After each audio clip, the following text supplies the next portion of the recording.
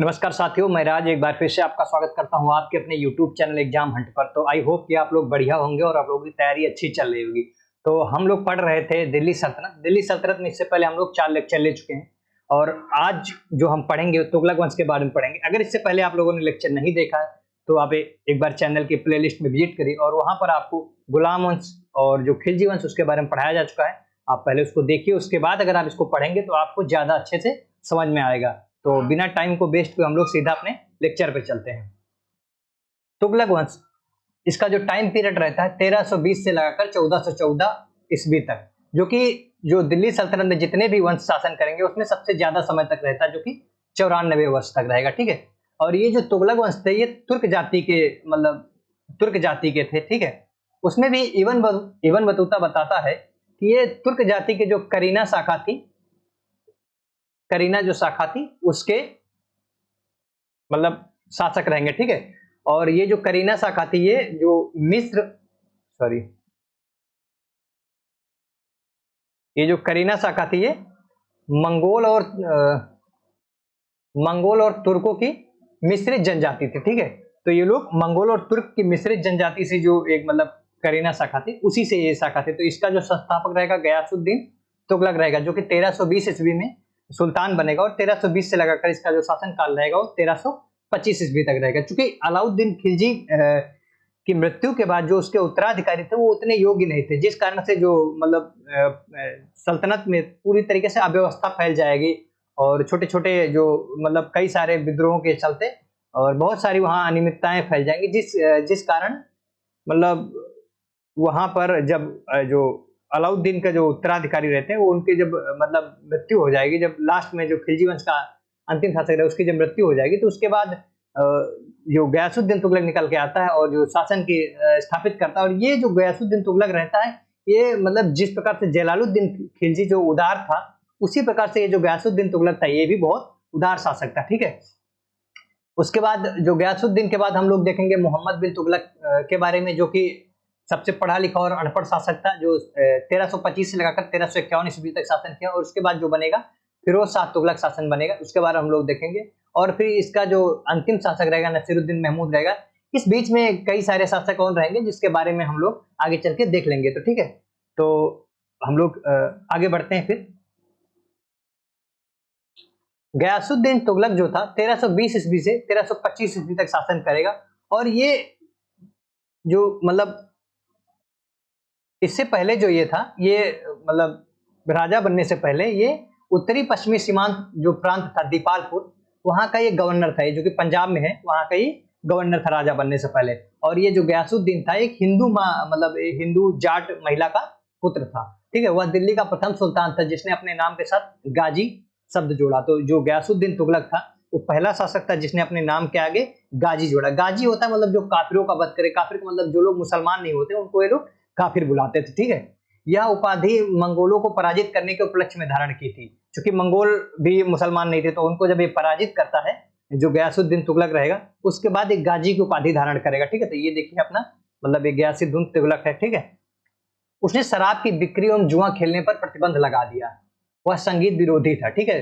तो चूंकि इस्लाम में संगीत मतलब ये जो शराब का वैसे भी प्रतिबंध रहता है। तो ये जो राजा था गयासुद्दीन तुगलक जो सुल्तान था ये शराब की बिक्री और जुआ खेलने पर प्रतिबंध लगा देगा और संगीत पर भी मतलब संगीत का भी विरोधी था। ठीक है। उसने अलाउद्दीन को कठोर नीति के स्थान पर उदारता की नीति अपनाई।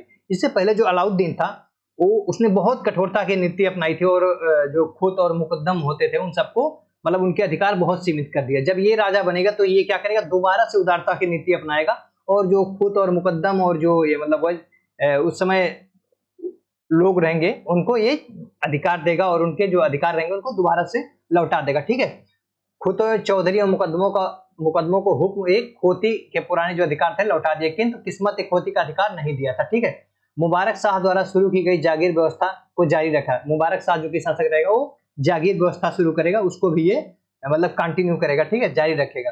गयासुद्दीन ने भूमि माप की जो अलाउद्दीन के समय जारी प्रथा को त्याग कर उसने स्थान पर गल्ला बटाई और नस्क को पुनः प्रारंभ किया। तो जो गयासुद्दीन तुगलक था, अलाउद्दीन क्या करता था, भूमि को नाप करवाता था, उसके बाद उस पर टैक्स लगाता था। ये क्या करेगा, उसके जो गल्ला बटाई मतलब आपने सुना होगा कि जैसे बटाई होता है, उसमें गल्ला बटाई मतलब होता है जैसे गल्ले को जब बांट लिया जाता लास्ट में पैदावार होने के बाद, तो उस हिसाब से गल्ला बटाई उसूलता था। ठीक है, उसने भू राजस्व में राज्य की मांग का आधार हुक्म ए मसाहत के स्थान पर हुक्म ए हासिल के अनुरूप किया, जिससे फसल के नुकसान को समायोजित करने का प्रावधान हो। तो इससे पहले जब अलाउद्दीन खिलजी था, वो क्या करता था, हुक्म ए मसाहत लेता था, मतलब उनका जितना, जैसे राजा ने जितना, मतलब सुल्तान ने आदेश कर दिया कि इतना % आपको टैक्स देना है, तो आपको इतना % देना ही पड़ेगा। परंतु जब गयासुद्दीन तुगलक राजा बनेगा, ये क्या करेगा, हुक्म ए हासिल मतलब पैदावार के, मान लिया अगर जैसे बाढ़ आ गई या मतलब सूखा पड़ गया तो पैदावार कम होगी, ऐसे में मतलब जो किसान होंगे व यहाँ मतलब वहां के जो जागीरदार किसान लोग होंगे, उनको वो कहाँ से लाके देंगे। तो ये क्या करता है, ये बदलाव बहुत अच्छा करेगा कि मतलब जो पैदावार होगी उसके हिसाब से अब आपको टैक्स देना, ना कि जितना राजा ने बोला है। ठीक है, तो वह दिल्ली सल्तनत का प्रथम सुल्तान था जिसने कृषकों के प्रति सहयोग और उदारता का दृष्टिकोण अपनाया और भूमि कर 1/3 कर दिया तथा ऋणों की वसूली को बंद कर दिया। तो जो गयासुद्दीन तुगलक था, ये क्या करेगा, मतलब किसानों के प्रति बहुत उदारता की नीति अपनाएगा। और इससे पहले जो टैक्स था अलाउद्दीन के समय, आप लोगों ने पढ़ा था कि 1/2 लिया जाता था, मतलब 50% टैक्स लिया जाता था। परंतु जब ये राजा बनेगा तो क्या करेगा, 1/3 कर देगा कर। ठीक है, टैक्स जो होगा 1/3, और जो भी ऋण रहेगा उसका वसूली बंद कर देगा, मतलब जो पहले से उधार बाकी है उसको मतलब वसूला नहीं जाएगा। ठीक है, उसने आदेश दिया कि भू राजस्व के एक बार में 1/10 या 1/11 ही बढ़ाया जाएगा। तो मतलब इसने ऐसा एक आदेश दिया कि मतलब अचानक से आप बहुत ज्यादा टैक्स नहीं बढ़ा सकते। ठीक है, इसने आदेश दिया कि एक बार में अगर बहुत ज्यादा टैक्स बढ़ेगा तो 1/10 भाग या 1/11 ही बढ़ा सकते हैं। ठीक है, चारागाहों पर अलाउद्दीन द्वारा लगाया गया कर वापस ले लिया। चराई खर्च जो कि अलाउद्दीन ने लगाया था उसको इसने वापस कर लिया। ठीक है, सिंचाई है तो नहर निर्माण करने वाला गयासुद्दीन प्रथम सुल्तान था। तो दिल्ली सल्तनत में सबसे पहले नहर किसने निर्माण करा, तो गयासुद्दीन तुगलक। ये क्वेश्चन अक्सर पूछा जाता है कि दिल्ली सल्तनत में सबसे पहले नहर निर्माण किसने कराया था, गयासुद्दीन तुगलक। अगर यहीं पर अगर क्वेश्चन पूछ ले कि गयासुद्दीन दिल्ली सल्तनत का कौन सा ऐसा शासक रहता जिसने सबसे ज्यादा नदियों का निर्माण कराया था, तो कौन रहेगा, फिरोज शाह तुगलक, जिसके बारे में हम लोग आगे देखेंगे तब आपको बताया जाएगा। ठीक है, तो इसको आप लोग ध्यान रखिएगा, सबसे पहले नहर किसने, गयासुद्दीन तुगलक। किसानों की स्थिति को सुधारने, कृषि उपज व कृषि योग्य भूमि विस्तार हेतु उसने प्रयास किए।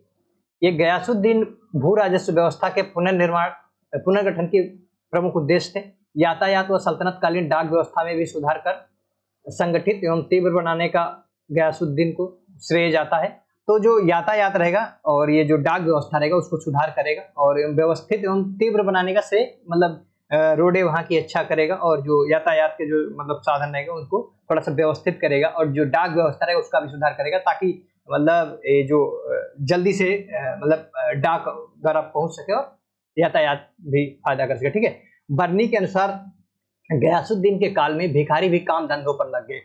तो ये जो गयासुद्दीन था, ये मतलब भिखारियों को इतना ज्यादा मतलब सपोर्ट करता था कि मतलब भिखारी भी जो थे वो भी काम धंधे पर लग जाएंगे। ठीक है, न्याय व्यवस्था को उदार बनाया गया। बर्नी ने न्याय व्यवस्था को उल्लेख करते हुए कहा है कि गयासुद्दीन तुगलक के शासन काल में एक भेड़िया भी एक भेड़ की तरफ नहीं देख सकता था।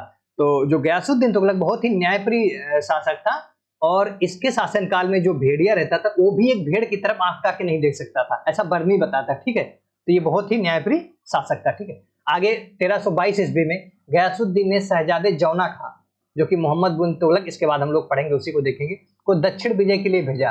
तो 1322 ईस्वी में गयासुद्दीन तुगलक रहेगा जो जौना खां यानी मोहम्मद बिन तुगलक को दक्षिण विजय के लिए भेजेगा। जौना खां ने वारंगल व मदुरा को दिल्ली सल्तनत में मिला लिया। वारंगल का नाम बदलकर सुल्तानपुर रखेगा। तो जो दक्षिण विजय के लिए वारंगल को भेजेगा जौना खां को, और जौना खां वारंगल और मदुरा को जीत के दिल्ली सल्तनत में मिला देगा, और बाद में जो वारंगल रहेगा इसका नाम बदल के सुल्तानपुर रखेगा। ठीक है, अलाउद्दीन ने दक्षिण के राज्य में सिर्फ अधीनता स्वीकार कराई, लेकिन गयासुद्दीन ने दक्षिण के राज्यों को सल्तनत में मिलाना शुरू किया।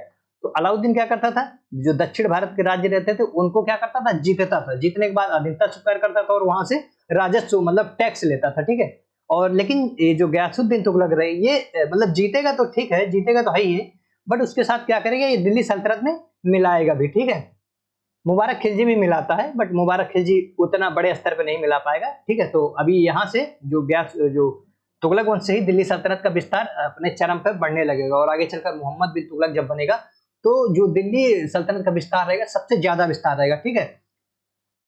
अतः खिजली का सॉरी अतः खिलजी काल की तुलना में यह एक महत्वपूर्ण विदेश नीति का परिवर्तन था। गयासुद्दीन ने लगभग संपूर्ण दक्षिण भारत को दिल्ली सल्तनत में मिला लिया, यानी काम्पिल को छोड़कर जितना भी दक्षिण भारत का क्षेत्र था उसको दिल्ली सल्तनत में ये मिला लेगा। इससे दिल्ली सल्तनत का जो क्षेत्रीय विस्तार अधिक हो गया, जिसके कारण असंख्य विद्रोह एवं सल्तनत कमजोर। क्योंकि अगर आप जब आप किसी चीज का विस्तार करेंगे तो वहां पर आपको विद्रोह का भी सामना करना पड़ेगा, बहुत सारे लोग आपको मतलब आपके खिलाफ आवाज उठाएंगे। तो चूंकि इसके समय आगे चलकर बहुत सारे इनको विद्रोह का सामना करना पड़ेगा, ठीक है। गयासुद्दीन का जो अंतिम सैन्य अभियान रहेगा 1324 ईस्वी में बंगाल के विरुद्ध रहेगा। तो गयासुद्दीन अंतिम जो सैन्य अभियान रहेगा वो बंगाल के विरुद्ध कब करेगा? 1324 ईस्वी में। बलबन के पुत्र बुगरा खां के समय ही बंगाल स्वतंत्र चल रहा था। जो बंगाल था वो बुगरा, इसका जो बलबन का एक पुत्र रहता है बुगरा खां, उसके समय से ही स्वतंत्र चल रहा था, जो कि ये गयासुद्दीन इसका जो अंतिम सैन्य अभियान उसी पे करेगा और बंगाल को अपने शासन में मिला लेगा, ठीक है। गयासुद्दीन सूफी संत निजामुद्दीन औलिया से मन मुटाव था। जो निजामुद्दीन औलिया था, ये जब मुबारक शाह खिलजी रहता है तो उसको क्या करता है, 5 लाख टंका दे देगा, जिस कारण जब ये गयासुद्दीन तुगलक राजा बनेगा और निजामुद्दीन औलिया से जब ये पैसा मांगेगा तो वो मतलब किसी भी व्यक्ति को अगर आप पैसा देंगे फिर अगर आप उससे वापस मांगेंगे तो रिश्ते गड़बड़ होंगे। तो ये गयासुद्दीन तुगलक और निजामुद्दीन औलिया के बीच में मन मुटाव था, ठीक है। तो जब ये बंगाल अभियान से लौटते समय औलिया ने गयासुद्दीन के बारे में कहा कि दिल्ली अभी दूर है, तो जिस कारण से ये उसको बोलता है गयासुद्दीन तुगलक निजामुद्दीन औलिया को कि मैं जब तक दिल्ली वापस आऊं आप वहां से छोड़ के जो दिल्ली है उसको छोड़ के चले जाइए। तभी ये गयासुद्दीन जो निजामुद्दीन औलिया रहता है ये कहता है कि हुनूज दिल्ली दूरस्थ, दिल्ली अभी दूर है, अभी आप दिल्ली पहुंचे नहीं, दिल्ली पहुंचिए तो पहले, ठीक है। तो दिल्ली के समीप तुगलकाबाद के पास अफगानपुर नामक गांव में गयासुद्दीन के स्वागत के लिए निर्मित लकड़ी का महल गिरने से 1325 ईस्वी में गयासुद्दीन की मृत्यु हो जाएगी। तो जब ये लौट रहा होता है जो मोहम्मद बिन तुगलक जो ये गयासुद्दीन तुगलक रहेगा, तो वहीं तुगलकाबाद के पास में ये जो जौना खां रहेगा, मोहम्मद बिन जो तुगलक रहेगा, इसके लिए स्वागत के लिए एक लकड़ी का महल बनवाएगा, जो कि 1325 ईस्वी में जब गयासुद्दीन तुगलक वहां पर ठहरा होगा तभी वो गिर जाएगा और उसकी मृत्यु हो जाएगी, ठीक है। वहीं पर इसको तुगलकाबाद में ही दफना दिया जाएगा, ठीक है। अफगान के जो लकड़ी के मंडप का निर्माण करता शिल्पी अहमद था। तो ये जो लकड़ी का जो मंडप था इसका जो निर्माण कौन किया था? शिल्पी अहमद अयाज ने किया था। इसे राजकुमार जौना खां ने गयासुद्दीन के स्वागत के लिए बनवाया था। ये जो महल था इसको जो ये जौना खां था, जो कि आगे चलकर राजा बनेगा मोहम्मद बिन तुगलक नाम से, तो वो इसके स्वागत के लिए बनवाता है। हालांकि जो इब्न बतूता है इसके लिए जौना खां को जिम्मेदार मानता है। इब्न बतूता ऐसा मानता है कि ये जो महल गिरने से जो मृत्यु हुई इसके पीछे का कोई जिम्मेदार है तो वो जौना खां यानी मोहम्मद बिन तुगलक था। हालांकि जो ये बर्नी और वह फरिश्ता, इसे मात्र दुर्घटना, बर्नी और फरिश्ता कहता है ये जौना खां इसके लिए जिम्मेदार नहीं, ये एक मात्र दुर्घटना है, ठीक है। गयासुद्दीन ने आर्थिक अपराधों व बकाया राजस्व व ऋण वसूली के दिए जाने वाले शारीरिक दंड की प्रथा को त्याग दिया।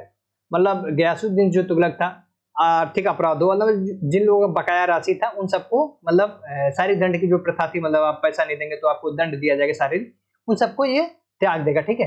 गयासुद्दीन ने तुगलकाबाद के किले का निर्माण कराया। तो जो गयासुद्दीन रहेगा ये तुगलकाबाद के किले का निर्माण करवाएगा, ठीक है। तुगलक वंश में बहुत सारे किलों का निर्माण होगा, ठीक है। और लगभग 300 से ज्यादा जो ये लोग नगर बसाएंगे, ठीक है। आगे हम लोग पढ़ने वाले हैं, ठीक है। इसके बाद जब गयासुद्दीन तुगलक की मृत्यु हो जाएगी तो अगला जो राजा बनेगा वो मोहम्मद बिन तुगलक बनेगा। इसका जो टाइम पीरियड रहता है 1325 से लगाकर 1351 ईस्वी तक रहेगा। जो मोहम्मद बिन तुगलक रहता है इसका जो मूल नाम रहता है, अभी हम आप लोगों को बता चुके हैं, जौना खां, ठीक है। इसका जो मूल नाम रहता है वो जौना खां रहता है, ठीक है।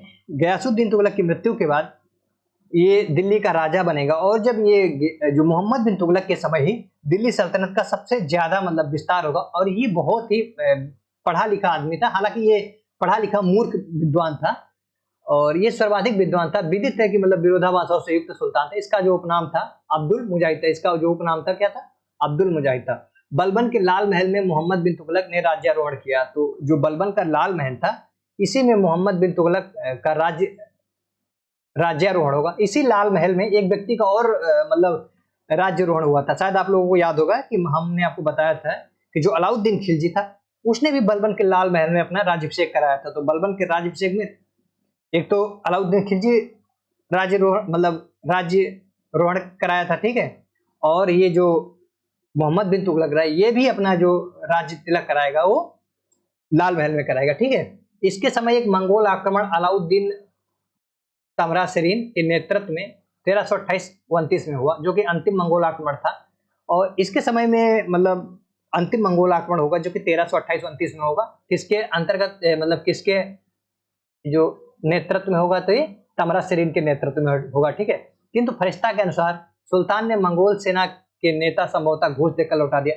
हालांकि फरिश्ता ऐसा कहता है कि जो इसके समय में जो आक्रमण होगा अंतिम वाला, और ये क्या करेगा, अंतिम इसलिए क्योंकि उसके बाद आक्रमण नहीं होता है, तो ये जो सुल्तान रहेगा ये मंगोल नेता को घूस देकर, ऐसा कौन बताता है कि घूस देकर उसको वापस करे, ये फरिश्ता बता रहा, ठीक है। हालांकि जो इसामी रहता है उसके अनुसार ये बताता है कि जो मंगोल हार गए थे, मतलब इसामी के अनुसार मंगोल परास्त हो गए थे, इसलिए आगे चलकर वो अटैक नहीं किए। बर्नी इस आक्रमण का उल्लेख नहीं करता और बर्नी इस आक्रमण के बारे में कोई जानकारी नहीं देता है, ठीक है। अब्बास द्वारा रचित मसालिक उल अबसार नामक अरबी रचना मोहम्मद बिन तुगलक के काल में लिखी गई थी। इसके काल की प्रमाणिक जानकारी मिलती है। तो जो मोहम्मद बिन तुगलक का काल की जानकारी हमको कहाँ से मिलती है, ये अब्बास की एक पुस्तक है मसालिक उल अबसार नामक अरबी जो रचना थी, इससे मोहम्मद बिन तुगलक के बारे में हमको प्रमाणिक जानकारी मिलती है, ठीक है। राजमुंदरी अभिलेख में जौना खां को दुनिया का खान कहा गया है। तो इसको जो ये जौना खां था यानी मोहम्मद बिन जो तुगलक था, इसको जरा एक मिनट कलर चेंज कर ले रहे हैं, ये जो जौना खां था इसका जो नाम था वो, इसको दुनिया का खान भी कहा जाता था।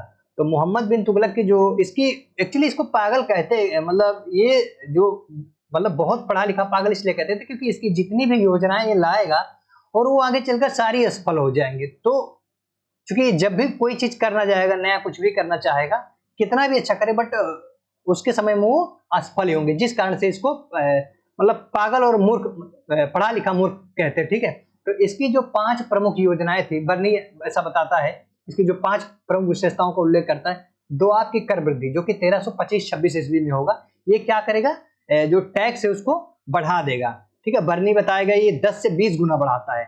वहीं पर जो मतलब इब्न बतूता बताएगा 3 से 4% इसका बढ़ाते हैं, ठीक है। अगला जो इसका करेगा, देवगिरी को राजधानी बनाएगा। जब ये देवगिरी को राजधानी बनाएगा तो वहां पर भी इसको असफलता हाथ लगेगी। आगे चलकर सांकेतिक मुद्रा चलाएगा, वहां भी इसको बहुत बड़ी मात्रा में हानि होगी। फिर खुरासान अभियान होगा कराची, इसके बारे में भी हम लोग आगे विस्तार से पढ़ेंगे, ठीक है। तो ये बर्नी इनकी जो 5 प्रमुख योजनाओं के बारे में बताता है, ठीक है। तो इसका जो पहला था, दोआब में कर वृद्धि हुआ कृषि विकास की योजना है। क्योंकि दोआब में ये कर बड़ी मतलब बहुत ज्यादा मात्रा में बढ़ा देगा, ठीक है। बर्नी के अनुसार 10 से 20 गुना कर बढ़ा देगा। वही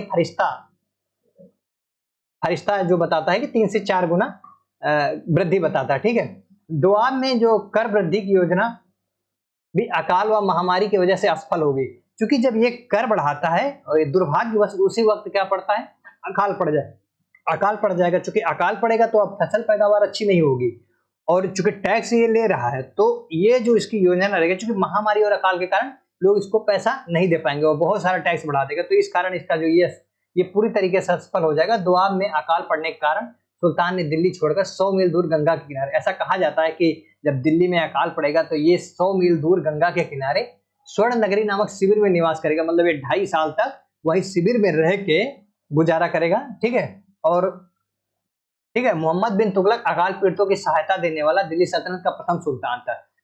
तो जो दिल्ली सल्तनत का जो पहला सुल्तान था जिसने अकाल पीड़ित, मतलब जैसे सूखा पड़ गया, महामारी आएगा, उसने अगर कोई सबसे पहले कौन मदद किया था तो यही था मोहम्मद बिन तुगलक। तो आप लोग इसको याद रखिएगा, अगर पूछ लिया जाए कि दिल्ली सल्तनत का ऐसा कौन सा सुल्तान था जिसने सबसे पहले अकाल पीड़ितों की मदद की थी, तो कौन था वो, याद रखिएगा, मोहम्मद बिन तुगलक था, ठीक है। वह प्रथम सुल्तान था जिसने अकाल संहिता बनाई थी। तो ये फेमाइन कोड भी बनाएगा, ठीक है। फसलों में चक्रवर्तन पद्धति यानी रोटेशन क्रॉप्स को अपनाएगा, मतलब जो फसल की, ताकि ज्यादा फसल पैदावार हो, क्या होगा कि मतलब एक मान लिया अगर आपका खेत है, आप एक ही चीज को बार बार अगर बोएंगे मतलब उगाएंगे तो आपका धीरे धीरे क्या होगा कि फसल का उपजाऊ क्षमता कम हो जाएगी। तो ये क्या करता था, मतलब बदल बदल के आप जब फसल पैदावार करेंगे जिस कारण से जो पैदावार भी बढ़ेगी और मिट्टी भी अच्छी रहेगी, ठीक है। तो ये सबसे पहले मतलब ये फसलों का जो चक्रावर्तन पद्धति यानी रोटेशन क्रॉप्स की अपनाएगा, ठीक है। मोहम्मद बिन तुगलक ने कृषकों की सहायता के लिए दीवाने कोही की स्थापना करेगा।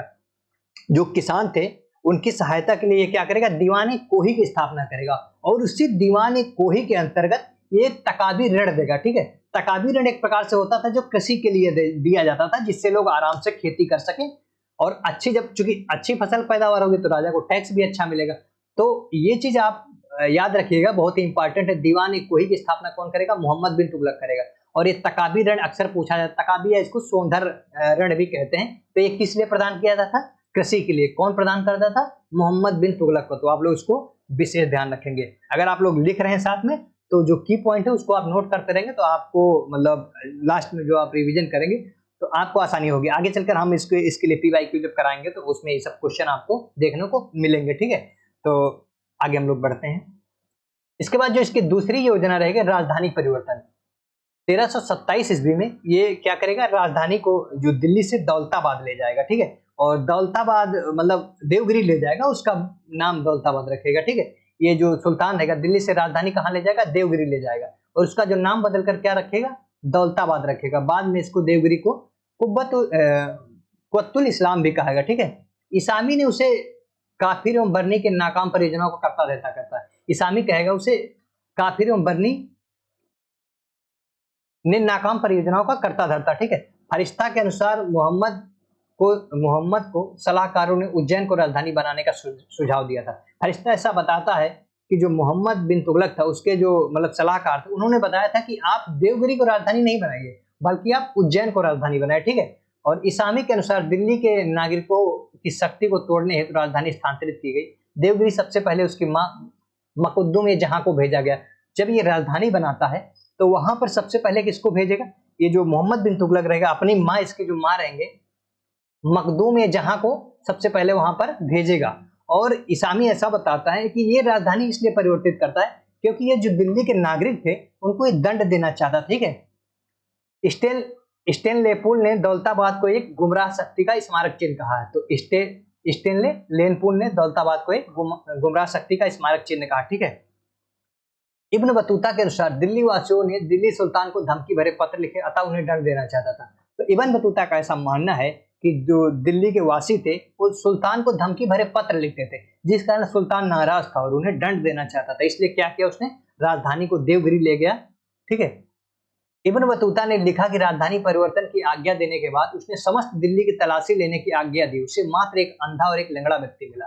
तो क्या करता है, जब ये राजधानी परिवर्तित करेगा तो इब्न बतूता ऐसा बताता है कि जब वहां से सारे लोग तो चले जाएंगे बट जब ये दोबारा से जाके चेक कराएगा, देखिए कोई रह तो नहीं गया, तो वहां पर कौन मिलेगा, एक मात्र अंधा और एक लंगड़ा व्यक्ति मिलेगा। ये व्यक्ति उनको भी ले जाएगा, बोलेगा आप भी चलिए वहां पर। ठीक है, तो बर्नी के अनुसार नई राजधानी को साम्राज्य के केंद्र में स्थित होने के कारण चुना गया। तो बर्नी का ऐसा मानना था कि ये जो देवगिरी इसलिए बनाया गया क्योंकि ये जो सुल्तान था वो ये ऐसा चाहता था कि जो देवगिरी चूंकि दिल्ली सल्तनत के केंद्र में है तो ये चाहता था कि वहां से हम अच्छे से शासन कर पाएंगे, ऐसा बर्नी का मानना था। ठीक है, चूंकि दिल्ली इतनी मतलब पूरी तरह से उजड़ गया था, नगर की इमारतों और महलों के आसपास इलाकों में एक बिल्ली कुत्ता तक नहीं बचा था। बर्नी ऐसा बताता है कि जब ये राजधानी को परिवर्तित करेगा तो पूरी तरीके से जो दिल्ली रहेगा वो उजड़ जाएगा। वहां की जो इमारतें, महल और आसपास के इलाकों में मतलब एक बिल्ली और एक कुत्ता तक, मतलब एक जानवर तक भी नहीं छोड़ा, ये सबको ले जाएगा। ठीक है, पूरी तरीके से ये जो दिल्ली रहेगा वो खाली हो जाएगा। ठीक है, इसके बाद जो इसका अगली जो योजना इसकी रहेगी वो भी पूरी तरीके से असफल हो जाएगी। कौन सी रहेगी इसकी, सांकेतिक मुद्रा, जो कि 1329-30 में। ठीक है, सांकेतिक मुद्रा में कांसे के टंका के सांकेतिक मुद्रा के चलन में राजकोष रिक्त हो गया। क्योंकि जब सांकेतिक मुद्रा चलाएगा तो इसमें जो इसका राजकोष रहेगा वो रिक्त हो जाएगा। उसके पीछे का कारण ये था कि जो मतलब एक प्रकार से सांकेतिक मुद्रा, मान लिया जो नॉर्मल सा मतलब ये मुद्रा चलाता है और उन सब का जो मतलब क्या बोलते हैं चांदी का, मतलब या मान लो टंके का है, टंके का मान लो या कांसे का जो भी है, उसको मुद्रा चलाया और उसका जो रेट था उसको चांदी के बराबर उसको संकेत मान लिया गया। तो क्या करेंगे, यहाँ के जो जितने भी लोग रहेंगे सब लोग अपना जो जितना भी टाका कंसा रहेगा उसको मतलब सांकेतिक मुद्रा में कन्वर्ट कर लेंगे, जिससे क्या हो जाएगा कि मतलब इसका जो राजकोष होगा वो पूरी तरीके से रिक्त हो जाएगा। ठीक है, क्योंकि इसमें कांसे और टंके का मूल्य चांदी के टंके के बराबर रखा जाएगा और ये जो कांसे और टंके का जो मतलब सिक्का बनाया जाएगा, मतलब जो भी इनका एक सांकेतिक मुद्रा बनाएंगे उसका जो मूल्य रख देंगे वो चांदी के मूल्य के बराबर रख देंगे। ठीक है, व्यापारियों ने कांसे के टंके लेने से इनकार कर दिया। चूंकि अब इतना ज्यादा कांसे का टंका हो जाएगा, क्योंकि कांसा सस्ता था तो सबके पास था, सब लोग उसको खरीद पा रहे थे, और चूंकि उसका जो रेट था वो चांदी के बराबर था। अब व्यापारी परेशान हो गए, क्योंकि अब वो क्या करेंगे, लेने से इनकार कर देंगे। अंत में सुल्तान की योजना त्यागनी पड़ी, चूंकि अब कोई ले नहीं रहा इसको, तो सुल्तान को ये अपना योजना त्यागनी पड़ेगी। तो ये भी पूरी तरीके से इसकी जो मतलब योजना रहेगी असफल हो जाएगी, जिससे इसको बहुत आर्थिक नुकसान होगा। और कांसे टंके के बदले लोगों को चांदी के टंके दिए गए, जिससे राजकोष रिक्त हो गया। लोगों ने कांसे के टंके बनाकर चांदी के टंके ले लिए, ठीक है।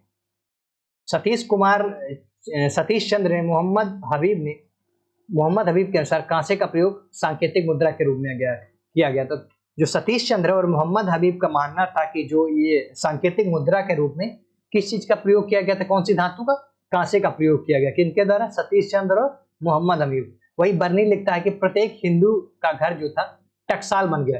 क्योंकि बर्नी ऐसा कह रहा है कि हिंदू का घर टकसाल बन गया, तो ये जरूरी नहीं है। एक चीज आप सोच के देखिए कि मतलब अगर सांकेतिक मुद्रा चलाई गई है, जिसमें मतलब जो टंका या जो कांसा जो भी था उसका जब रेट चांदी का, तो क्या हिंदू ही उसको मतलब सिर्फ मतलब उसका हिंदू ही थोड़ी ना सांकेतिक मुद्रा बना बना के सिर्फ, चूंकि उसमें मुसलमान भी सारे लोग। लेकिन बर्नी का ऐसा मानना है हर हिंदू का घर टकसाल, तो ये पूरी तरीके से सही नहीं हो सकता है। क्योंकि भाई जाहिर सी बात, चाहे हिंदू हो चाहे मुसलमान हो, सब लोग चाहेंगे कि हम ज्यादा से ज्यादा मतलब सांकेतिक मुद्रा बना ले, ताकि हमको ज्यादा से ज्यादा उसके बदले में चांदी मिल सके, ठीक है। तो तुगलकाबाद के सामने कांसे के टंकों का पहाड़ जैसा ढेर लग गया। चूंकि अब टाका और जो कांसा और टाका था वो बहुत सस्ता था, तो लोग बहुत बड़ी मात्रा में अपने सिक्के छाप लेंगे, जिस कारण से बहुत पैसा मतलब हो जाएगा, और मतलब एक प्रकार से टाके और कंसे का पहाड़ टाइप में लग जाएगा, ठीक है। ईश्वर टोपा पहले इतिहासकार थे जिन्होंने बताया कि चांदी के कमी का सामना करने के लिए उसने सांकेतिक मुद्रा चलाई थी। ईश्वर टोपा ऐसे जो पहले इतिहासकार, इनका मानना था कि चांदी की कमी का सामना करने के लिए उसने, चूंकि ईश्वर टोपा का ऐसा मानना था कि जो अलाउद्दीन सॉरी ये जो मोहम्मद बिन तुगलक था, इसके समय में चांदी की कमी हो गई थी, जिस कारण ये चांदी का सिक्का नहीं मतलब ढाल पा रहा था। तो क्या किया इसने, सांकेतिक मुद्रा चला दी। ऐसा कौन कहता है, ईश्वर टोपा कहेंगे, ये पहले इतिहासकार, ठीक है। बर्नी ने तांबे व फरिश्ता ने पीतल का प्रयोग के सांकेतिक मुद्रा को बताया। तो बर्नी क्या कहेगा, ये जो मतलब सांकेतिक मुद्रा था वो तांबे का था, वही फरिश्ता बताएगा पीतल का था। लेकिन जो ये सतीश चंद्र मोहम्मद हमीद किस चीज का बताएंगे, कांसे का, और बर्नी तांबे का, और जो फरिश्ता रहेंगे वो पीतल का बताएंगे, ठीक है। अक्सर ये पूछ लिया जाता है कि मान लिया सीक्वेंस में दे किसने किसके लिए बताया गया, तो आप लोग थोड़ा सा ध्यान रखिएगा। एडवर्ड थॉमस ने मोहम्मद बिन तुगलक को धनवानों का राजकुमार, प्रिंस ऑफ मोनियस, यानी जो एडवर्ड थॉमस थे, इन्होंने मोहम्मद बिन तुगलक को धनवानों का राजकुमार या प्रिंस ऑफ मोनियस कहा था, ठीक है। मोहम्मद बिन तुगलक से पूर्व 1260 ईस्वी में चीन के मंगोल शासक कुबलाई खान ने 1254 ईस्वी में फारन के शासक गौतखू यानी गौतक खां या कौतुक खां सांकेतिक मुद्रा चलाई थी। क्योंकि ये कोई पहली बार नहीं थी, इससे पहले जो एक चीनी जो मंगोल शासक थे कुबलाई खां, और उसी के जो एक उत्तराधिकारी थे उसमें कौतुक खां या गैकत खां, इन्होंने सांकेतिक मुद्रा चलाई थी, ठीक है। ये कागज की जो चेन में सांकेतिक मुद्रा चलाएंगे, तो ये इससे पहले चला चुके थे, ठीक है।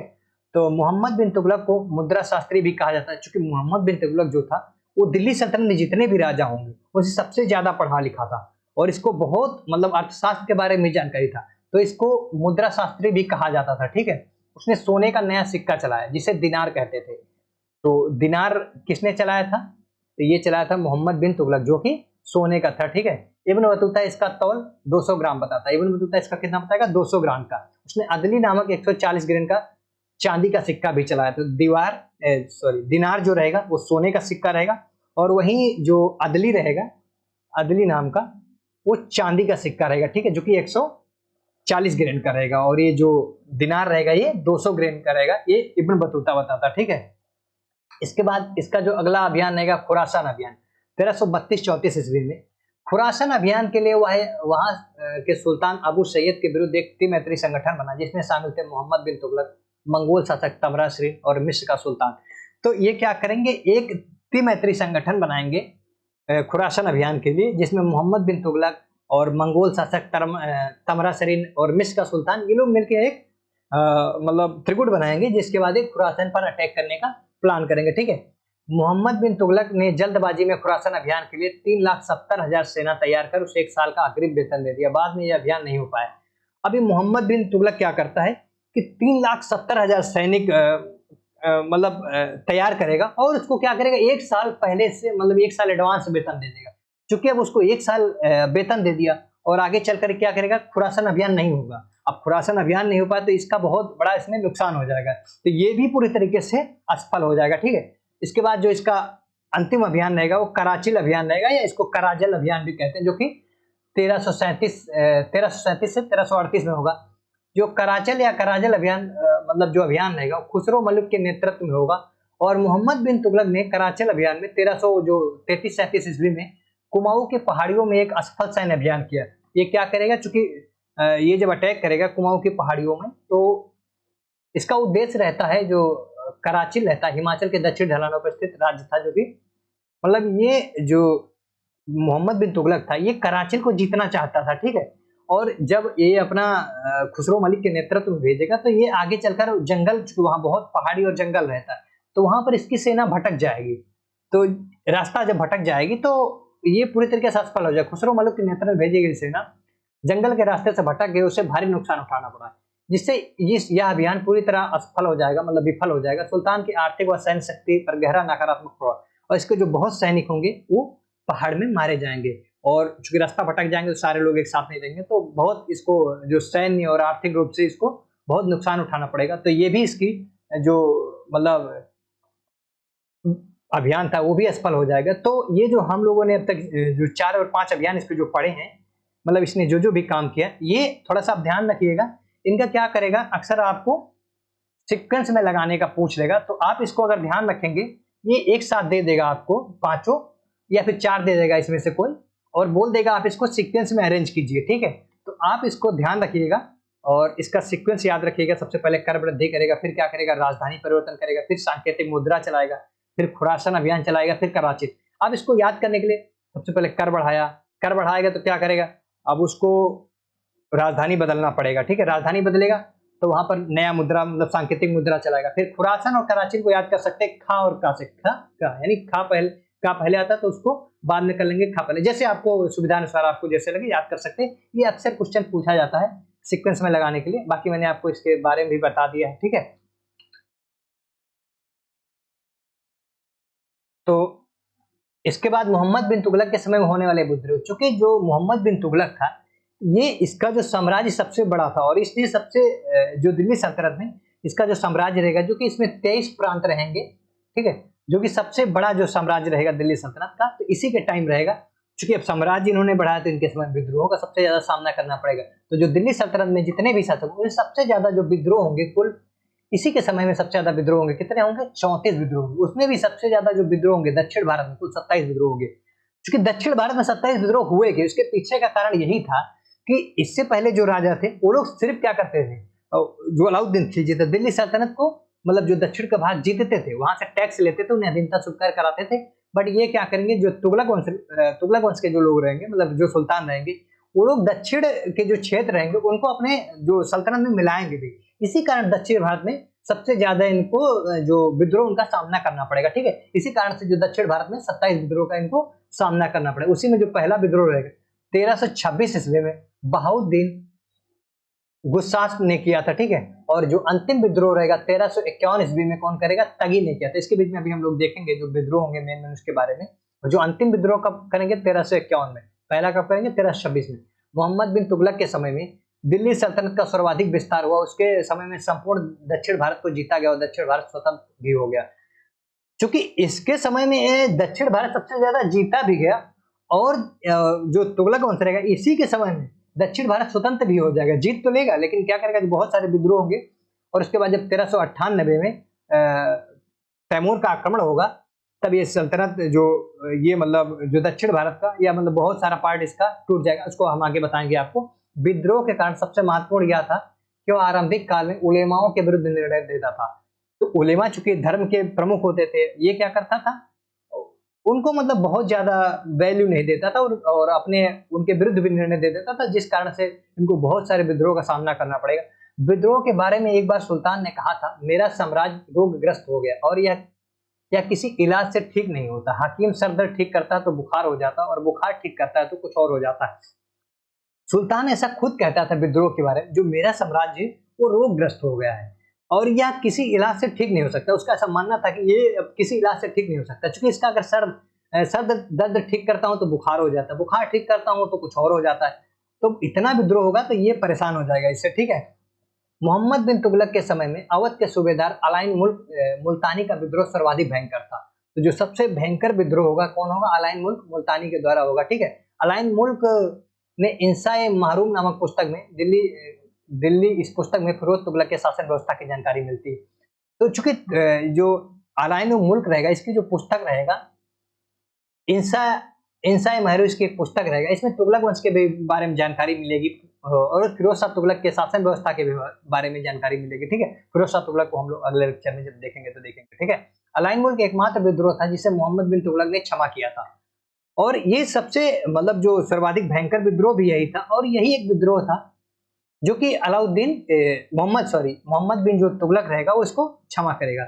तो जो सबसे भयंकर विद्रोह कौन रहेगा इसके समय में? अलाइन मुल्क करेगा, और यही एकमात्र विद्रोह रहेगा जिसे जो मोहम्मद बिन तुगलक रहेगा वो क्षमा करेगा। तो अगर पूछ ले कि ऐसा कौन सा विद्रोह था जिसको मोहम्मद बिन तुगलक ने क्षमा कर दिया था, तो अलाइन उल मुल्क का एकमात्र विद्रोह रहेगा जिसको क्षमा करेगा, ठीक है।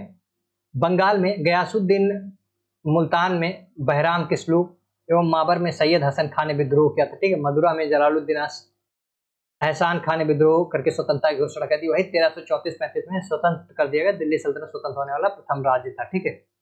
तो चूंकि बहुत सारे अटैक होंगे, मतलब ये जो विद्रोह होंगे उन सब में कुछ इतना खास नहीं, ये आप याद रखिएगा अलाइन मुल्क वाला, ठीक है। तुगलक साम्राज्य में अवशेषों तुगलक साम्राज्य के अवशेषों पर दक्षिण में विजयनगर व बहमनी साम्राज्य की स्थापना हुई, ठीक है। तो इसी जो तुगलक रहेगा इसी समय में दक्षिण में विजयनगर साम्राज्य की स्थापना होगी। कब होगी? और आगे चलकर बहमनी साम्राज्य की भी स्थापना होगी, ठीक है। तो ये तुगलक के काल में ही दो राज्य मतलब दक्षिण के जो टूट जाएंगे, विजयनगर और एक बहमनी जो विजयनगर रहेगा उसको हरिहर और बुक्का नामक जो दो भाई रहेंगे वो लोग इसका शासन करेंगे, और जो बहमनी साम्राज्य की स्थापना कौन करेगा? हसन गंगू करेगा 1347 ईस्वी में, ठीक है। हरिहर और बुक्का ने मतलब जो विजयनगर की नींव कब डाली थी? तो 1336 ईस्वी में। तो इसी के समय में ये जो दक्षिण भारत का जो विजयनगर व बहमनी टूटेगा, ठीक है। जो हरिहर और बुक्का ने 1336 में मोहम्मद बिन तुगलक काल में विजयनगर साम्राज्य की नींव रखी, और वारंगल में कन्हैया ने कृष्ण नायक ने विद्रोह किया था। तो वारंगल में कौन विद्रोह किया था? कन्हैया ने, जो कि कृष्ण नायक उनका नाम था। उसने दक्षिण में 100 गांवों पर अमीर सादा नियुक्त की।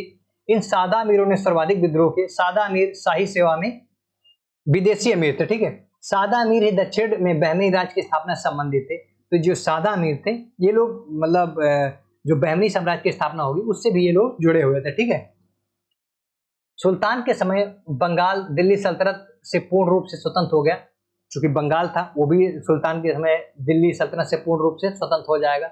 मलिक हाजी इलियास सुल्तान से पूर्ण रूप से स्वतंत्र हो गया। मलिक हाजी इलियास सुल्तान शमसुद्दीन के नाम से बंगाल का स्वतंत्र शासक बनेगा। तो ये जो मलिक हाजी रहेगा तो ये शमसुद्दीन नाम से बंगाल का शासक बनेगा, और ये बंगाल इसके समय में ही पूरी तरीके से स्वतंत्र हो जाएगा। तो इसका जो अंतिम विद्रोह रहेगा इसके समय में 1351 ईस्वी में गुजरात में मोहम्मद बिन तुगलक के दास, इसी का जो एक दास रहेगा तगी के द्वारा ही इसका जो अंतिम विद्रोह रहेगा 1351 ईस्वी में होगा, ठीक है। तगी के विद्रोह को दबाते के समय सिंध के थट्टा में 20 मार्च 1351 ईस्वी में मोहम्मद की मृत्यु हो जाएगी। वहीं पर ये जब जो तगी का जो अंतिम इसका विद्रोह रहेगा जो उसको दबाते वक्त थट्टा में, वहीं पर जो 20 मार्च 1351 ईस्वी में मोहम्मद बिन तुगलक था उसकी मृत्यु हो जाएगी। मोहम्मद बिन मृत्यु उस समय उसके शिविर में नसीरुद्दीन चिराग दहलवी उपस्थित था। जब उसकी मृत्यु होती है तो उसका जो शिविर रहता है वहां पर नसीरुद्दीन चिराग दहलवी उपस्थित था, ठीक है। मोहम्मद बिन तुगलक का धार्मिक दृष्टिकोण। मोहम्मद बिन तुगलक जो था उसका धार्मिक दृष्टिकोण था, उसके बारे में हम लोग देखते हैं। बलबन की भांति मोहम्मद बिन तुगलक भी सुल्तान को जिल्ले इलाही मानता था। मतलब जिस प्रकार से बलबन अपने आप को जिल्ले इलाही कहता था, जिल्ले इलाही मतलब ईश्वर की छाया, उसी प्रकार से जो मोहम्मद बिन तुगलक था यानी MBT, ये भी खुद को जिल्ले इलाही कहता था। और उनके सिक्कों पर उनके सिक्के अल सुल्तान जिल्ली अलाह अंकित करवाते थे। मतलब ये अपने सिक्कों पर अल सुल्तान जिल्ली अलाह अंकित भी करवाता था। मोहम्मद बिन तुगलक ने उलेमाओं के विरोध से परेशान होकर राजनीतिक मजबूरियों के कारण मिस्र के अब्बासी खलीफा से सुबकती पत्र प्राप्त किया तथा खुतबा व सिक्कों पर अपने नाम को हटवाकर उसके स्थान पर खलीफा का नाम अंकित किया। तो जो मोहम्मद बिन तुगलक था, चूंकि इसके समय में इतने ज्यादा विद्रोह हो गए थे जिस कारण से ये परेशान हो गया, और ये क्या करेगा फिर जो अब्बासी खलीफा रहेंगे उनसे सुबकती पत्र प्राप्त करेगा, खुतबा व सिक्कों पर अपने नाम को हटवाकर उसके स्थान पे, और ये क्या करेगा जो खुतबा मतलब ये जो सिक्के जारी करेगा उस पर अपना नाम हटाकर फिर खलीफा का नाम अंकित कराएगा, जिस कारण इसको मतलब थोड़ा सा मतलब शांति जिसको बोलते हैं कम विद्रोह का सामना करना पड़ेगा। मोहम्मद बिन तुगलक के खिलाफ काजियों ने फतवा जारी कर दिया था। तो जो काजी थे उन्होंने क्या किया था, मोहम्मद बिन तुगलक के खिलाफ फतवा जारी कर दिया था, ठीक है। वह प्रथम मुस्लिम शासक था जिसने हिंदुओं के साथ सहिष्णुता व्यवहार किया। तो ये जो मोहम्मद बिन तुगलक था ये पहला हिंदू मतलब मुस्लिम शासक था जिसने हिंदुओं के साथ बहुत ही अच्छा व्यवहार किया, और उसे उलूग खां की उपाधि भी मिली थी, ठीक है। इसकी जो उपाधि थी उसे उलूग खां की उपाधि मिली हुई थी, ठीक है। 1337 ईस्वी में नागरकोट पर आक्रमण कर उसने ज्वालामुखी मंदिर को नष्ट किया, जबकि फिरोज ने मंदिर को नष्ट किया। 1337 ईस्वी में नगरकोट पर ये क्या बोलते हैं मोहम्मद बिन तुगलक अटैक करेगा और ज्वालामुखी मंदिर को, हालांकि ये मतलब लूटेगा बट क्या करेगा उसको नष्ट नहीं करेगा। लेकिन जब फिरोज शाह तुगलक रहेगा, आगे चलकर हम लोग पढ़ेंगे उसके बारे में, वो जब ये ज्वालामुखी मंदिर को जीतेगा तो उसको पूरी तरीके से तोड़ फोड़ देगा, मतलब वहां पर नष्ट भी करेगा, लूटेगा तो है ही है, उसको तोड़ फोड़ भी करेगा, वहां पर मूर्तियां तोड़ देगा, ठीक है, मूर्तियां वगैरह तोड़ देगा। उसने हिंदुओं को उच्च पद पर नियुक्त किया। जो मोहम्मद बिन तुगलक था ये हिंदुओं का उच्च पद पर नियुक्त किया था, ठीक है। इसामी के अनुसार मोहम्मद बिन तुगलक प्रथम मुस्लिम शासक था जिसने होली व हिंदू त्योहारों में भाग लिया हुआ गंगा जल का पान किया था। तो इसामी ऐसा कहता है मोहम्मद बिन तुगलक प्रथम मुस्लिम शासक था जिसने होली व मतलब हिंदू के जो त्योहार थे उसमें भाग लेता था और गंगा जल का पान करता था। ऐसा कौन बताता है? इसामी बताता है। तो अगर पूछ लिया जाए कि ऐसा कौन सा पहला मतलब मुस्लिम शासक था जिसने होली या मतलब हिंदुओं के त्योहारों में या गंगा जल पान किसने किया, तो आप लोग याद रखिएगा MBT यानी मोहम्मद बिन तुगलक, ठीक है। रतन नामक हिंदू को उसने सिंध का राजस्व अधिकारी नियुक्त किया। क्योंकि ये अपने समय में बहुत सारे हिंदुओं को उच्च पदों पर नियुक्त किया था, उसी में एक रतन था। रतन नामक हिंदू को इसने राजस्व अधिकारी नियुक्त किया, ठीक है। रतन के अतिरिक्त मोहम्मद बिन तुगलक ने हिंदू मंत्री साईं राज यानी श्री राम को धारा का नायब वजीर एवं बाजरान इंद्री को गुलबर्गी का वजीर बनाया, और मिरन राय भी एक हिंदू पदाधिकारी था, ठीक है। तो इसने बहुत सारे मतलब हिंदुओं को नियुक्त किया, उसी के बारे में ये था, ठीक है। वह प्रथम सुल्तान था जिसने सती प्रथा पर रोक लगाई।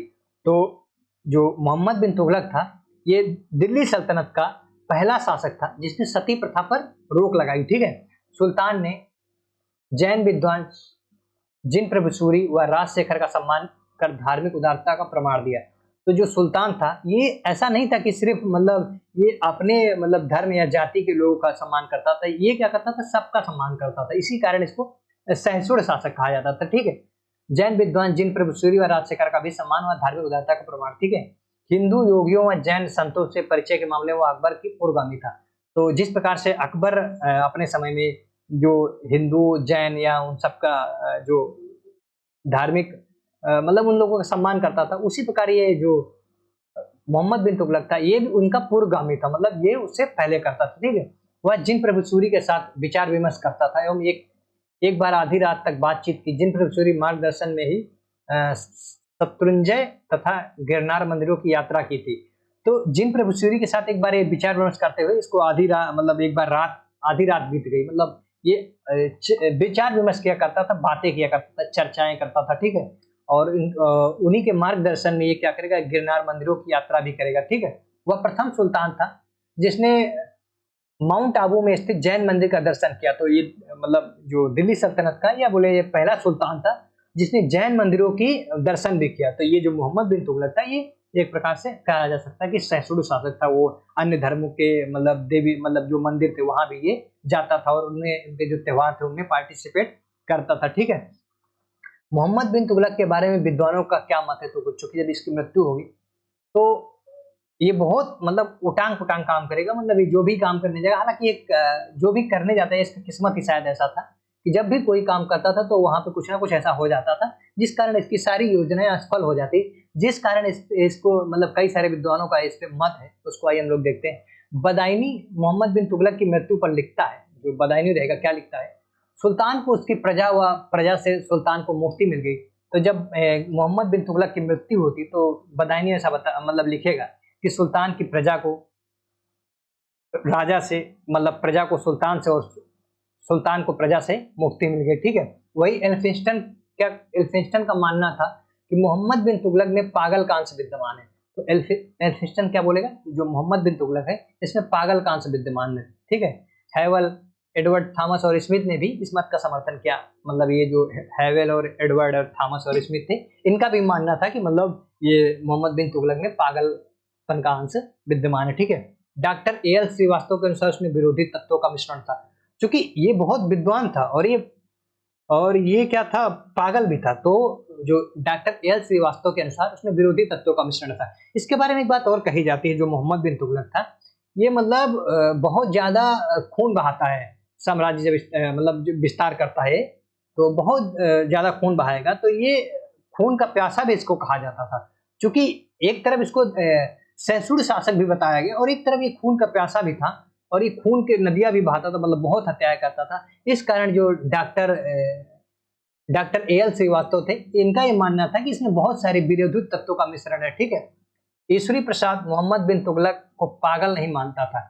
ईश्वरी प्रसाद थे जो कि मोहम्मद बिन तुगलक को पागल नहीं मानता है। ईश्वरी प्रसाद ने मनोवैज्ञानिक इतिहास का उपयोग किया, मतलब ईश्वरी प्रसाद का ऐसा मानना था कि ये पागल नहीं था। ठीक है, उनकी जो असफलता का कारण उसका निजी व्यक्तित्व था, उसे अभागा, आदर्शवादी व खूनी भी कहा गया। ठीक है, चूंकि अभागा इसलिए क्योंकि वो उसको बहुत सारी असफलताएं हाथ लगी, आदर्शवादी क्योंकि वो सहिष्णु था, और वो ठीक है खूनी इसलिए क्योंकि उसने बहुत लोगों का खून बहाया राज्य का विस्तार करने के लिए। मोहम्मद बिन तुगलक ने अपने शासन के अंत में हताश होकर यह कहा कि मेरा साम्राज्य रुग्ण हो गया, और इसका हालांकि जो मोहम्मद बिन तुगलक है वो खुद ही हताश हो जाएगा आखिरी में और ये बोलेगा कि जो मेरा साम्राज्य रुग्ण हो गया, यह किसी उपचार से ठीक नहीं होता। इसका मैं बुखार ठीक करने जाता तो सर दर्द होने लगता, सर दर्द ठीक करता तो कुछ और हो जाता, ऐसा इसका मतलब खुद का इसका मानना था। ठीक है, मोहम्मद बिन तुगलक बहुत अच्छा श्रुति लेखक था और वह दिल्ली सुल्तानों में सबसे अधिक पढ़ा लिखा था। ठीक है, तो ये बहुत अच्छा श्रुति लेखक भी था, क्योंकि पहले आपको बता चुके हैं दिल्ली सल्तनत में जितने भी जो मतलब सुल्तान होंगे उसमें सबसे ज्यादा पढ़ा लिखा था। कुछ एक्स्ट्रा जो फैक्ट हैं उनको हम आपको बता दे रहे हैं, विविध तत्व ध्यान रखिएगा थोड़ा सा। शेख नसीरुद्दीन चिराग दिल्ली सुल्तान के विरोधियों में था। तो शेख नसीरुद्दीन चिराग दिल्ली सुल्तान के विरोधियों में आपको पहले ही बताया जा चुका। बर्नी के अनुसार मोहम्मद बिन तुगलक का जो साम्राज्य था 12 प्रमुख भाग थे। बर्नी का ऐसा मानना था कि जो मोहम्मद बिन तुगलक था उसमें 12 राज्य थे। हालांकि ये बात मतलब जो सच बात है उसमें, चूंकि इसके वास्तव जो इसके मतलब मुगल साम्राज्य में थे वो 23 प्रांत थे। ठीक है, अफ्रीकी यात्री इब्न बतूता उसके काल में भारत आया, और जो इब्न बतूता रहेगा 1333 ईस्वी में भारत आएगा। ठीक है, मोरक्को से आता है ये भारत में।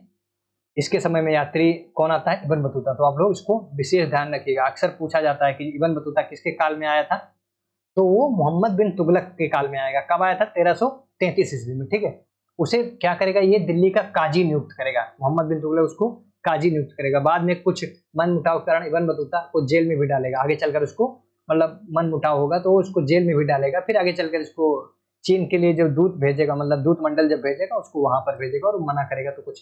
ठीक है, इब्न बतूता के अनुसार तुगलक के जो साम्राज्य में 23, इब्न बतूता का भी मानना था कि जो इसका साम्राज्य था उसमें 23 प्रांत थे। ठीक है, 1341 ईस्वी में उसके दरबार में चीन सम्राट तोगुन तिमुर ने भी एक शिष्टमंडल बौद्ध मंदिरों को देखने व उनके रख रखाव हेतु भेजा था। ठीक है, 1342 ईस्वी में इब्न बतूता को मोहम्मद बिन तुगलक ने अपना राजदूत बनाकर चीनी सम्राट तोगुन तिमुर के दरबार में भेजा। तो 1342 में इसी को मतलब जो इब्न बतूता रहेगा इसी को मोहम्मद बिन तुगलक क्या करेगा, अपना राजदूत बनाकर चीनी जो सम्राट रहेंगे तोगुन तिमुर उसके दरबार में भेजेगा। इब्न बतूता इस काल की घटनाओं का वर्णन अपनी पुस्तक, इसकी जो बहुत ही इंपॉर्टेंट पुस्तक है इब्न बतूता की, रिहला है, उसको आप लोग याद रखिएगा। अक्सर पूछा जाता है रिहला किसकी पुस्तक है, तो इब्न बतूता की पुस्तक है। ठीक है, इन सब घटनाओं के बारे में ये अपनी पुस्तक है, उसमें रिहला में लिखेगा। उसमें जो यहाँ दिल्ली सल्तनत की जलवायु, दिल्ली सल्तनत के लोग कैसे, इन सब के बारे में रिहला में ये अच्छे से लिखेगा। ठीक है, वह प्रथम सुल्तान था जिसने चीन, ईरान, मिस्र और सीरिया आदि देशों के साथ वैदेशिक संबंध स्थापित कर राजदूतों का आदान प्रदान किया, वह अर्थात एशियाई एवं अफ्रीकी देशों के साथ सांस्कृतिक संबंध आरंभ किए। तो ये जो मतलब मोहम्मद बिन तुगलक था ये पहला सुल्तान था जिसने चीन, मिस्र, ईरान, सीरिया मतलब विदेशों के साथ बहुत ज्यादा जो राजदूतों का आदान प्रदान किया और मतलब ये सांस्कृतिक संबंध भी आरंभ करेगा, जो अफ्रीका रहेंगे, एशियाई देश, उन सबसे स्थापित करेगा। तो ये अक्सर पूछा जाता है कि ऐसा कौन सा सुल्तान था जो मतलब ईरान, मिस्र, चीन, सीरिया या मतलब एशियाई अफ्रीकी देशों के साथ संबंध मतलब सबसे पहले स्थापित किया था। तो कौन था वो? मोहम्मद बिन तुगलक। आप लोग इसको ध्यान रखिएगा, अक्सर पूछ लिया था कोई भी एग्जाम में। 1328 ईस्वी में संस्कृत में रचित सरबन शिलालेख में उसे पृथ्वी के सभी सम्राटों का मुकुट का मूर्ति कहा गया। ठीक है, तो जो 1328 में संस्कृत में रचित एक सरबन शिलालेख है, उसमें जो मोहम्मद बिन तुगलक रहेगा उसे पृथ्वी के जो सभी सम्राटों के मुकुट का मूर्ति कहा गया है। ठीक है, इब्न बतूता ने मोहम्मद बिन तुगलक के साम्राज्य के लिए हिंदू तथा सिंध शब्द का प्रयोग किया। तो इब्न बतूता जो है वो मोहम्मद बिन तुगलक का जो साम्राज्य रहेगा उसके लिए कौन सा शब्द प्रयोग करेगा? हिंद, हिंद या सिंध शब्द का, हिंद तथा सिंध शब्द का प्रयोग करेगा। सुल्तान ने उस्र व जकात को छोड़कर शेष सभी कर समाप्त कर दिए। तो जो ये सुल्तान रहेगा ये उस्र एवं जकात को छोड़कर जो बाकी जो टैक्स रहेंगे उनको समाप्त कर देगा। ठीक है, योग्यता के आधार पर नियुक्ति एवं नस्ल व वर्ग भेद की समाप्ति मोहम्मद बिन तुगलक के समय में चरमोत्कर्ष पहुंच गई। उसने उसके अमीर वर्ग में खानदानी अमीरों के अतिरिक्त मंगोल, विदेशियों में हिंदू थे। विदेशी अमीरों का एज्जा भी कहा जाता था। जिस प्रकार से अलाउद्दीन खिलजी योग्यता के आधार पर लोगों को नियुक्त करता था, उसी प्रकार से मोहम्मद बिन तुगलक जो था वो भी योग्यता के आधार पर ही व्यक्तियों को नियुक्त करता था। ठीक है, जो नियुक्तियां करता था नस्ल व वर्ग, मतलब वो किसी जाति, धर्म, लोगों को व्यक्त नहीं करता था, बल्कि जो लोग योग्य थे। इसी प्रकार से अलाउद्दीन करता था और उसी सेम पैटर्न पे जो मोहम्मद बिन तुगलक रहा है ये भी करेगा और उसी प्रकार से टैक्स भी उतना ही लेगा, क्योंकि अलाउद्दीन खिलजी भी 50% टैक्स लेता था और ये भी 50% टैक्स लेगा।